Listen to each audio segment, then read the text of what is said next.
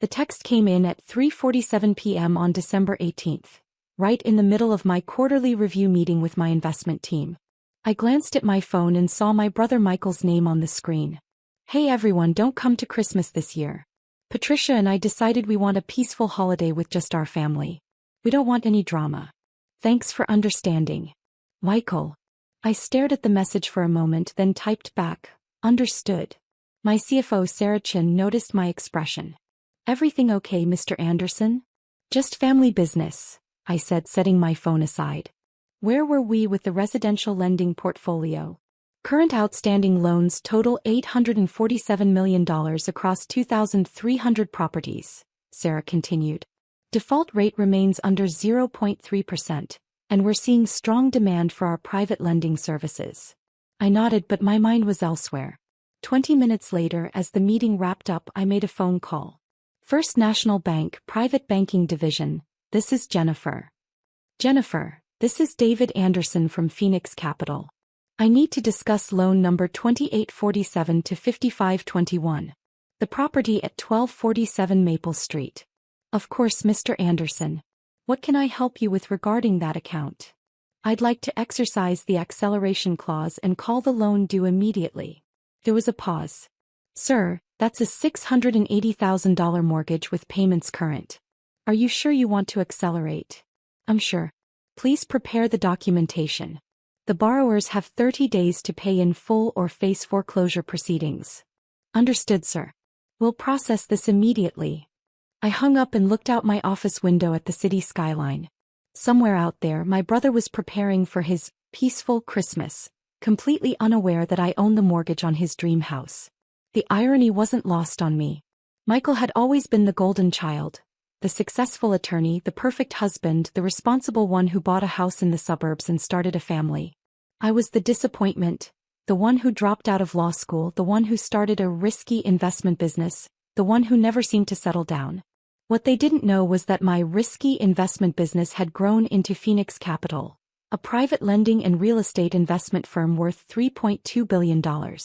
While they saw me as the family failure, I'd been quietly building an empire. The house at 1247 Maple Street had a special history. 2 years ago, Michael had called me in a panic. He and his wife Patricia had found their dream home, but their conventional mortgage had fallen through at the last minute due to some credit issues from Patricia's previous marriage. "David, I need a favor," he'd said. "Do you know anyone in private lending? We need $680,000 and the sellers won't extend the closing date." I'd smiled. "Actually, I might be able to help. Let me make some calls." What I didn't tell him was that Phoenix Capital had recently started offering private residential mortgages.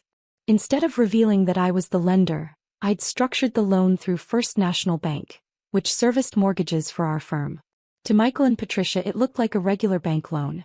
They'd been making their monthly payments of $3,200 religiously for 2 years, never knowing they were paying their failure brother rent on their own house.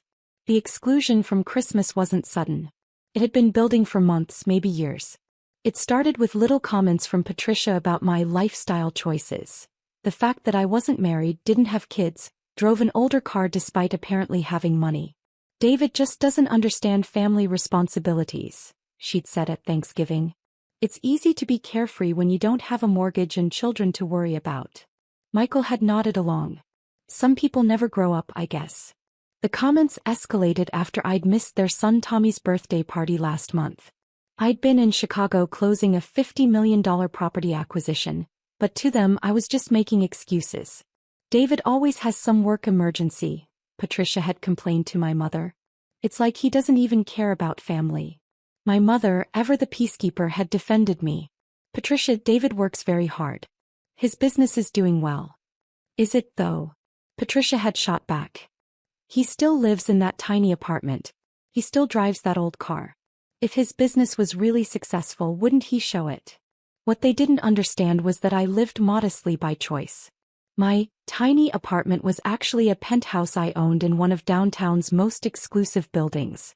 My old car was a perfectly maintained classic that I preferred to flashy new vehicles. I'd learned early in my business career that wealth whispers, it doesn't shout. But to Patricia and Michael, appearances were everything. Their $4,500 a month mortgage payment was a status symbol. Their new BMW lease payments were worth the financial stress because of how the car looked in their driveway. Their maxed-out credit cards were justified by the lifestyle they wanted to project. The Christmas exclusion text had been carefully crafted, I could tell. Michael had written it to sound reasonable and mature. "We want a peaceful holiday," made it seem like I was the problem, the source of drama that needed to be avoided.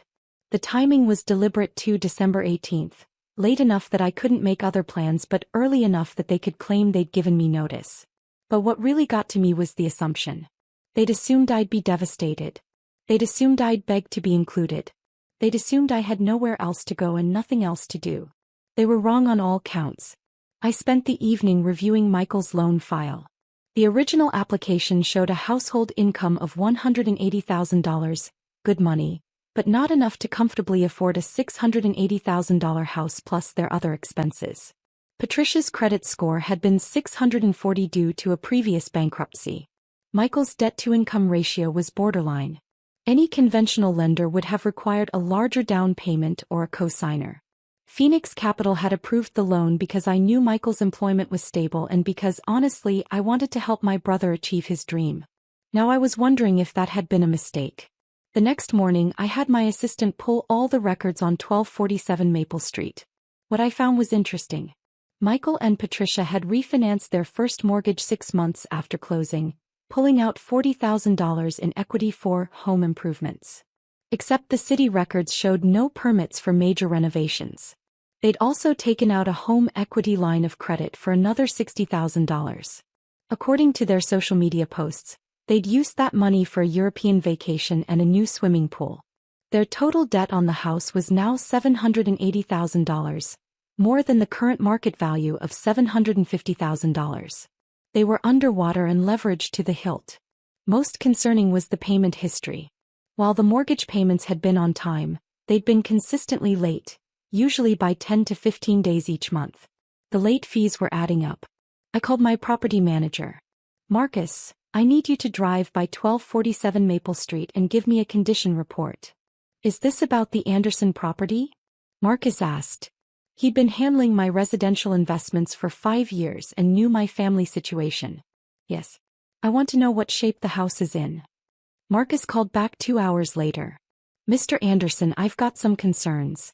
The exterior paint is peeling, the gutters are damaged, and the landscaping is severely neglected.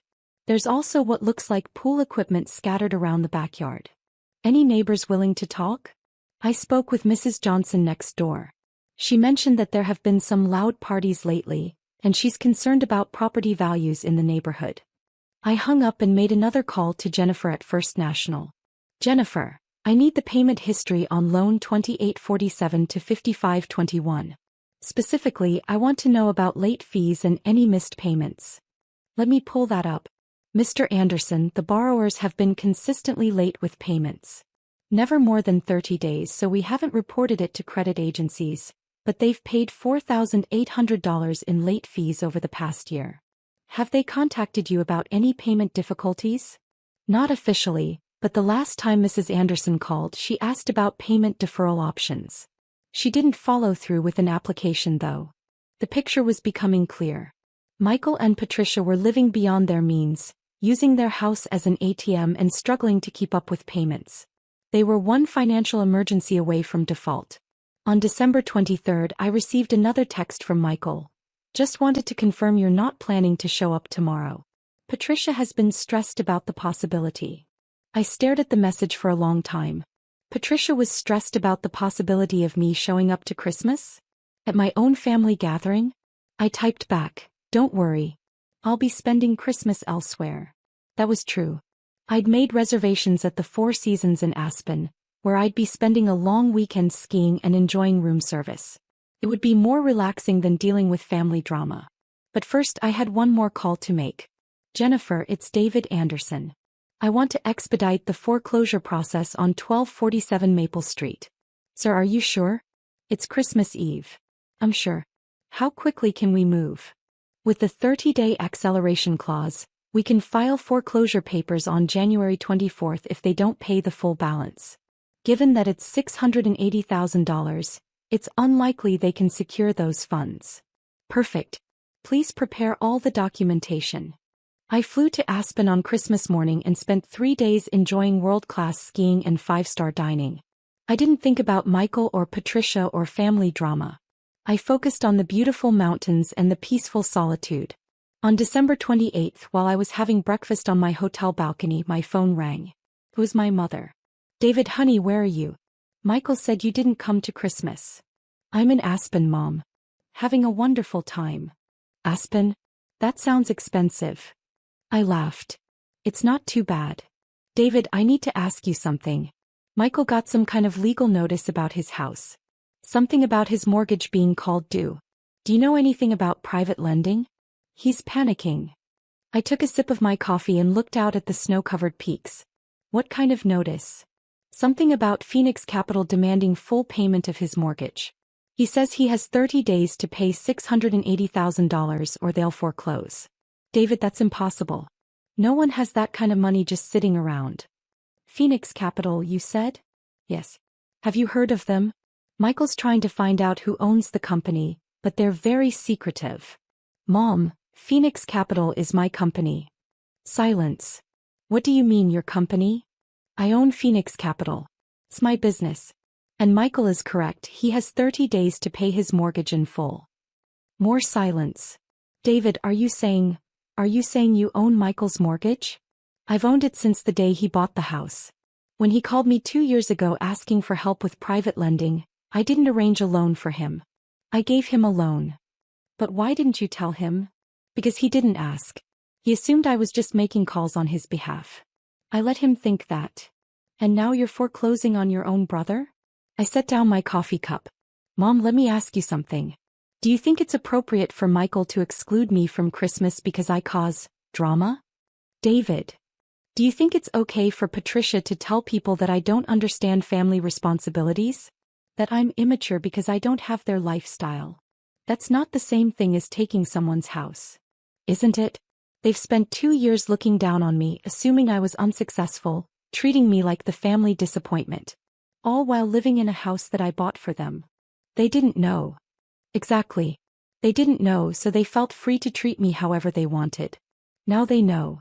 My mother must have called Michael immediately after our conversation, because my phone started ringing 20 minutes later. I let it go to voicemail. The first message was Michael and his voice was shaking. "David, Mom told me about Phoenix Capital. Please call me back. We need to talk." The second message came an hour later. "David, please. I know you're angry about Christmas, but this is our house. Our kids live here. Please call me." The third message was Patricia crying. "David, I don't understand what's happening.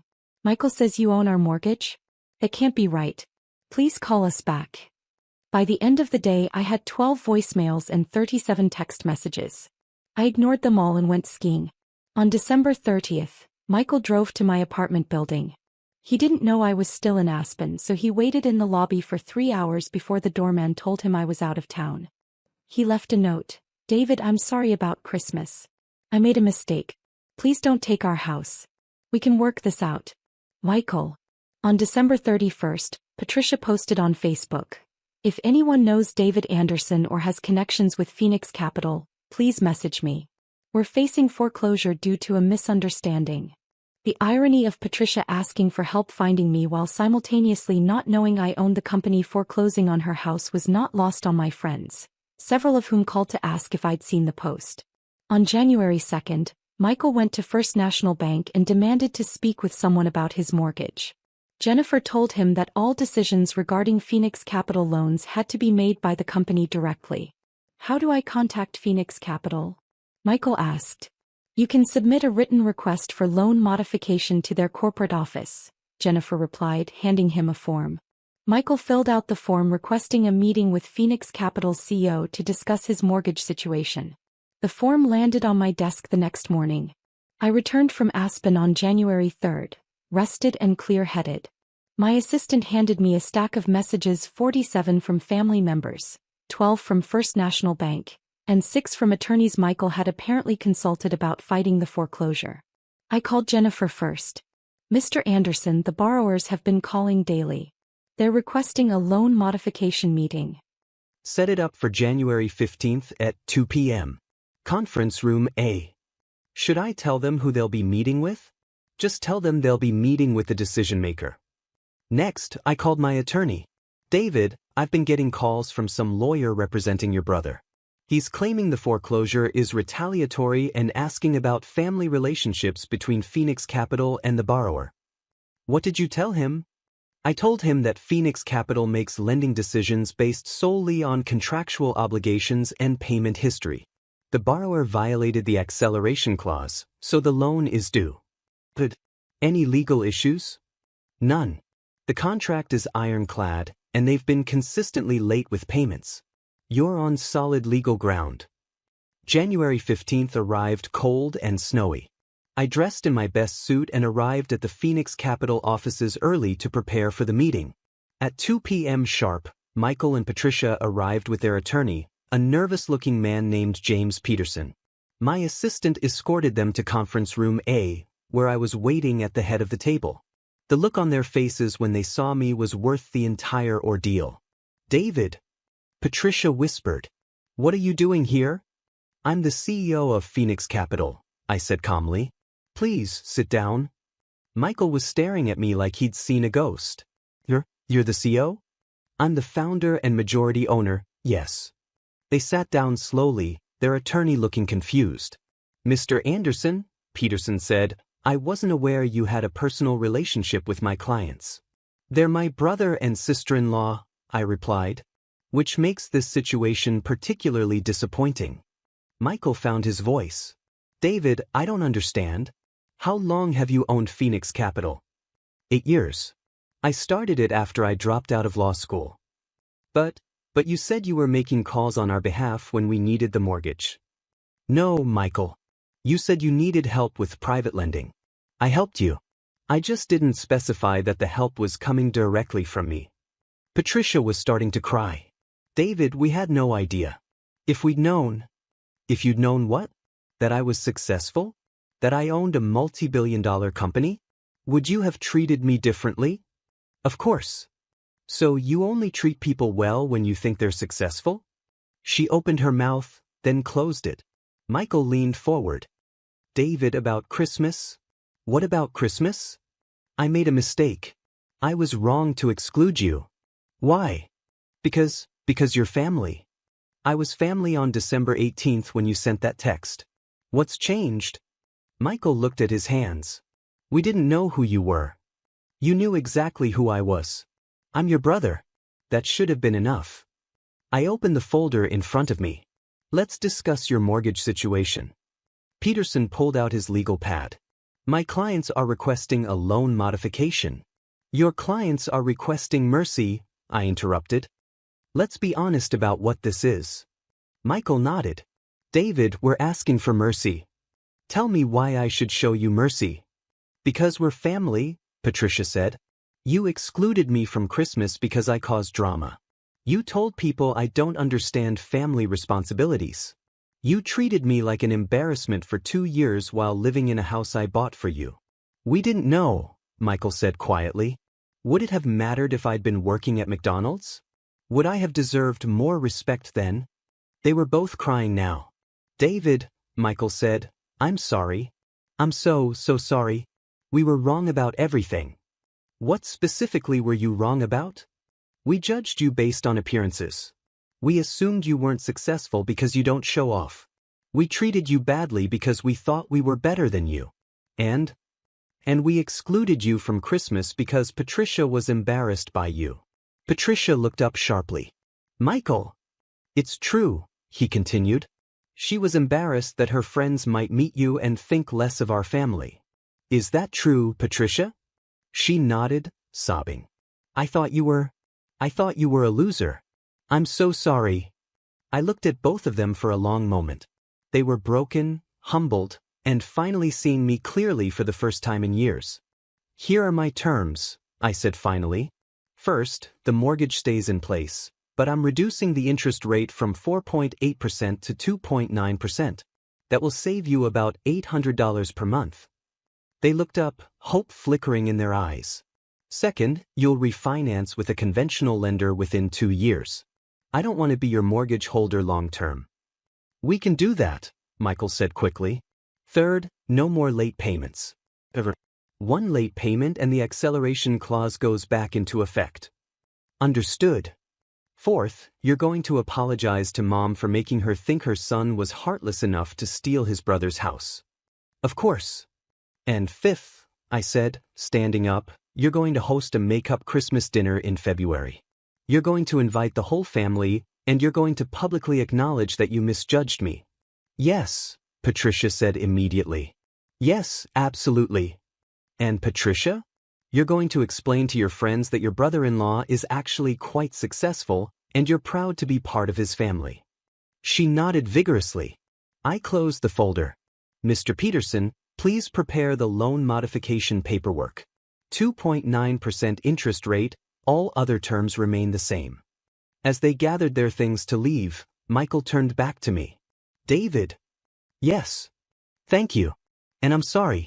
Really, truly sorry. I know you are, Michael. I just needed you to understand. The make-up Christmas dinner was held on February 14th, Valentine's Day, which Patricia said was symbolic of renewed family love. The entire extended family was there, including cousins, aunts, and uncles. Before dinner, Michael stood up to make a toast. I want to tell you all about my brother David, he said. For years, I thought I was the successful one in the family. I'm a lawyer, I have a nice house, I drive a good car. I looked down on David because he didn't have those things. The room was quiet. What I didn't know was that David owns Phoenix Capital, one of the most successful investment firms in the state. He's worth more than all of us combined. But more importantly, when Patricia and I needed help buying our house, David helped us without asking for credit or recognition. He looked at me. David, I'm sorry for judging you. I'm sorry for excluding you from Christmas. And I'm proud to be your brother. The room erupted in applause, and several relatives came over to congratulate me and ask about my business. Later, as we were cleaning up, Patricia pulled me aside. David, I owe you an apology too. You already apologized. Not properly. I was horrible to you. I said terrible things. I made assumptions about your life without ever bothering to get to know you. Patricia, let me finish.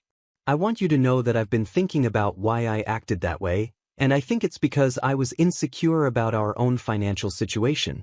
It was easier to look down on you than to admit we were struggling. Are you still struggling? Less now, thanks to the lower mortgage payment. But David, I learned something important. Success isn't about what car you drive or how big your house is. It's about what you build and how you treat people. That's very wise. I learned it from watching you handle this whole situation. You could have destroyed us, but instead you taught us a lesson and gave us a second chance. A year later, Michael and Patricia successfully refinanced their mortgage with a conventional lender. They'd improved their credit scores, paid down their other debts, and increased their home's value with actual improvements. We now have monthly family dinners at rotating houses, and Patricia genuinely enjoys introducing me to her friends as her successful brother-in-law. Michael still practices law, but he's also started investing in real estate with my guidance. He's learning that building wealth is about patience and smart decisions, not just earning a high salary. Most importantly, they both learned that family is about more than appearances or success metrics. It's about showing up for each other, especially when it's not convenient or glamorous. The best part? Last Christmas, when they sent out invitations for their annual party, mine was the first one in the mail. Sometimes the most powerful lesson you can teach someone is what it feels like to lose what they take for granted. In this case, they almost lost their house, but more importantly, they almost lost their brother. I'm glad they chose to keep both.